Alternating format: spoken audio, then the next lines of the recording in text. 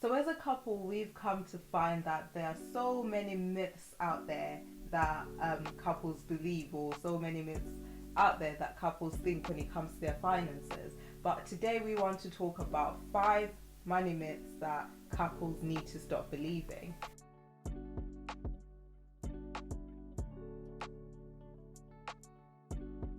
So, the first one that we're going to dive into is stop believing that two incomes are better than one.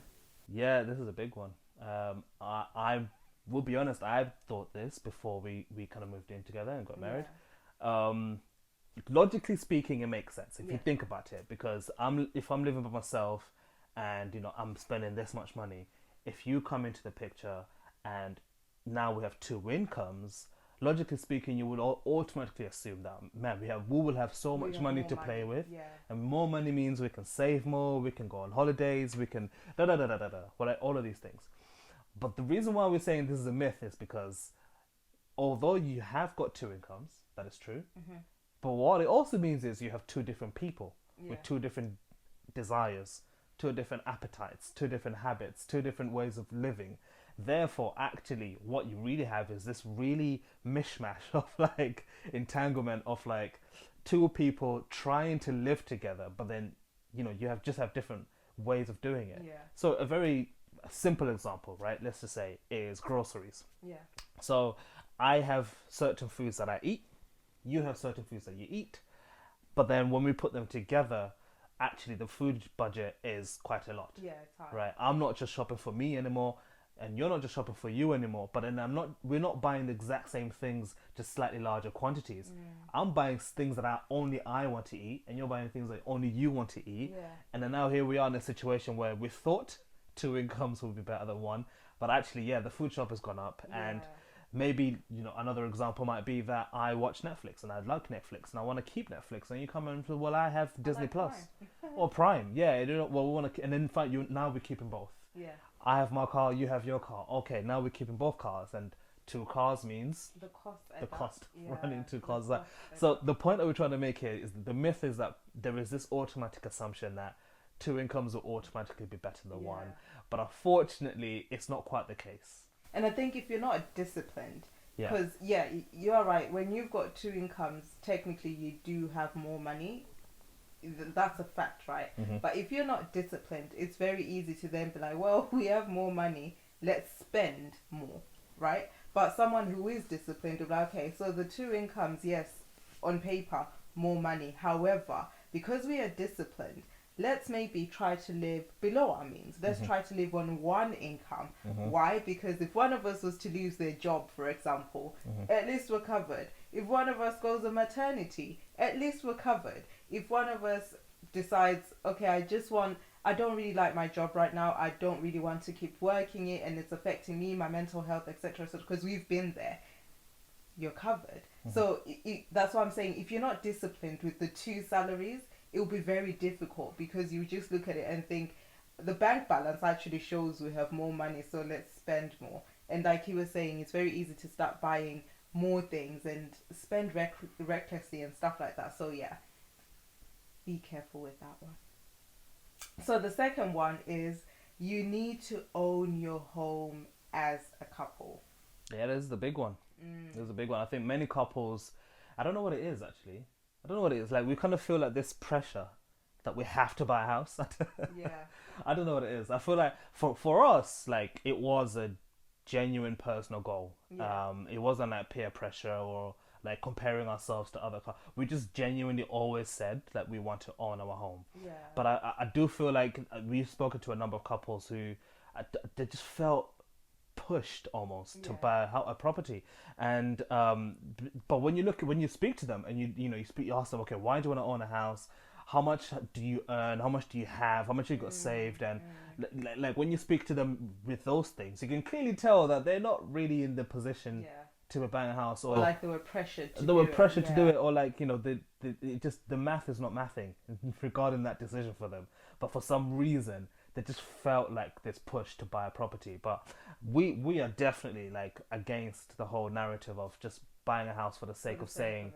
I've got the keys. Like don't just buy a house for the gram. Like there's more to owning a property, the ownership of a property is It's a lot. it's a Work lot. in and of itself. It's so Yeah. much, and it's something that you don't want to take lightly, essentially. But 100%, if you're in a relationship right now, please, please, please, if you're gonna buy a house because you want to buy a house, not because you kind of feel this pressure that you Yeah. have to, because that's settling down. Yeah. It's And I not. think with couples, it's almost always the pressure. It is the Because pressure. people will know going into the relationship, for example, they'll just be like, okay, maybe for the first 5 years of our relationship, first 5 years of our marriage or whatever, we're going to rent. It's not a problem. We're not going to buy the house. And when we buy it, we will have saved for it. We will have done A, B, C, and D. We'll have traveled the world. We'll have done all those things.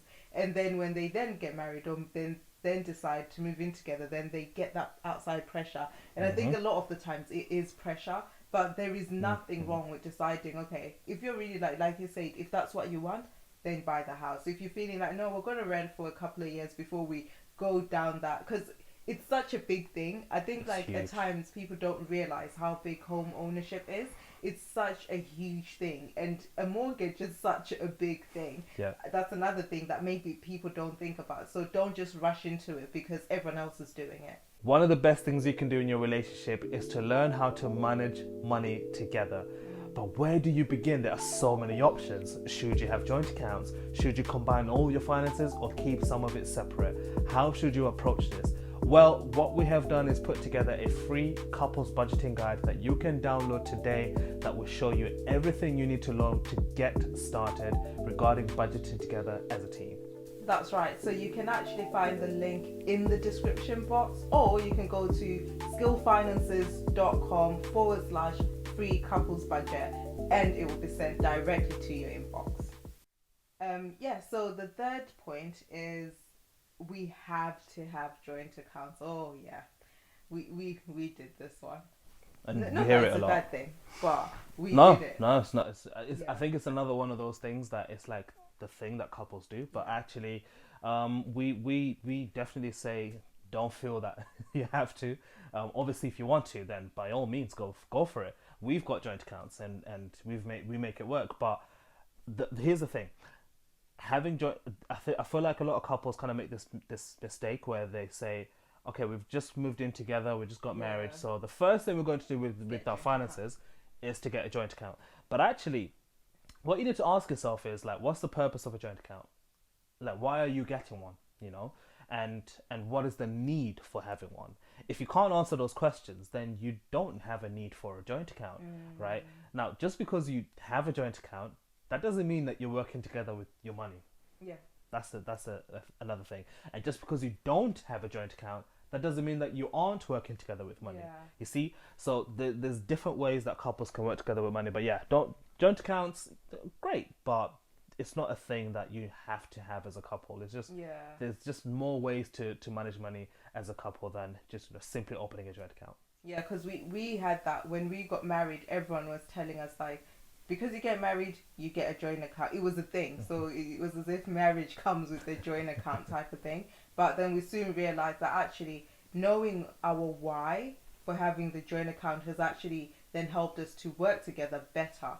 But if you feel, I've met many couples who actually don't have joint accounts, but they work so well with their money, and it's amazing how well they're doing. And that's because for them, it's not about the joint account. Their why isn't the joint account, but their why is to be able to work together as a team. Even if they're using separate accounts, they're still able to do that and still able to take care of the household expenses as a team without the joint accounts, which is amazing.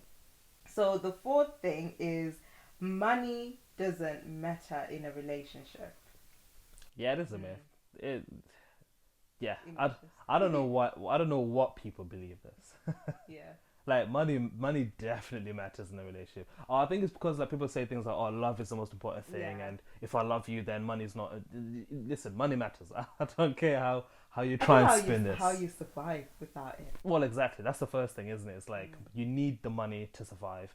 Money will influence where you're gonna live and your lifestyle and all the rest of it, right? It will influence everything. So, like, the money will play a major part in your relationship. And I feel like another thing. I mean, there's so many reasons why it matters. Another reason why it matters is because if we have very different levels of income, Yeah. you have no idea the kind of impact that would have on our relationship. Yeah. You know, like if our income was very different, let's just say I'm on 30,000 and you're on 150,000, that difference would influence our relationship and impact our relationship both negatively and positively. Yeah. You know, but that difference alone would just make things very different for us, should I say. And that alone shows you that money plays a big part in a relationship. Now, is it everything? Of course it isn't. But does it matter? Absolutely. So the fifth and final point, or the fifth and final myth that you should stop believing, is that as a couple we should always agree when it comes to money. Mm-hmm. And yeah, I don't agree with that one. It is a myth because you won't always agree. And Of course. the simplest way that I can, maybe the simplest example I can then give for this one is that you don't always agree. You're two different people, right? I'm a woman, you're a man. You already have your things that you like spending money on. I have my things that I like spending money on. Or we'll have differing ideas or differing thoughts about how to use our money at times. And we won't always agree on things. So yeah, I think that's just one of the things that you need to think about. Yeah, and if you do disagree, don't feel like you've done something wrong. You know, that's just part of being in a relationship. You just have a disagreement. And there'll be disagreements that you can, I guess, come to some sort of compromise. But equally speaking, there'll be disagreements where you just think, listen, I think this, you think that, and we can't seem to come to an agreement of what we should do regarding this. Let's revisit this next week, next month, whatever. Yeah. You know, there'll be times where you have that kind of conversation. Or there'll be times when you're like, okay, we can't seem to agree. Maybe this month let's do what you're suggesting, and next month let's do what I'm suggesting. Exactly. There's so many ways around it. Exactly. So hopefully what we've shared with you today with this 5 money myths has kind of opened your eyes if you're in a relationship about maybe certain things that maybe you believed without realizing that actually now are making you question to say, actually, yeah, why did we do that, or why did we go down that road? But let us know in the comments which one of these money myths have stood out to you the most. Also, what would you add?